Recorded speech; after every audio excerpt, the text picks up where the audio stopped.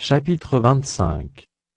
Lorsque des hommes, ayant entre eux une querelle, se présenteront en justice pour être jugés, on absoudra l'innocent, et l'on condamnera le coupable.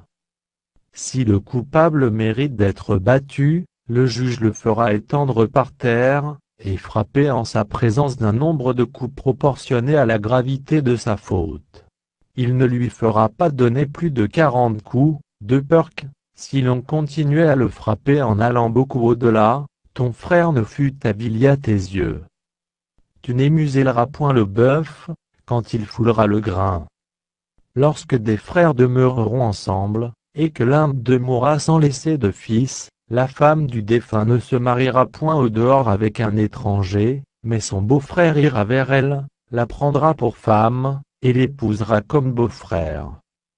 Le premier-né qu'elle enfantera, succédera au frère mort et portera son nom, afin que ce nom ne soit pas effacé d'Israël.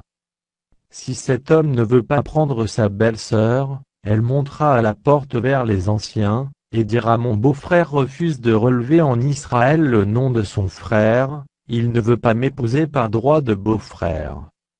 Les anciens de la ville l'appelleront, et lui parleront. S'il persiste, et dit: je ne veux pas la prendre.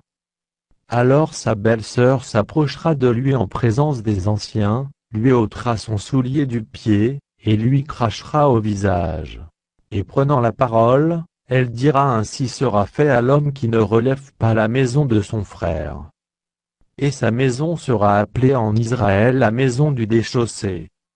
Lorsque des hommes se querelleront ensemble, l'un avec l'autre, si la femme de l'un s'approche pour délivrer son mari de la main de celui qui le frappe, si elle avance la main et saisit ce dernier par les parties honteuses, tu lui couperas la main, tu ne jetteras sur elle aucun regard de pitié.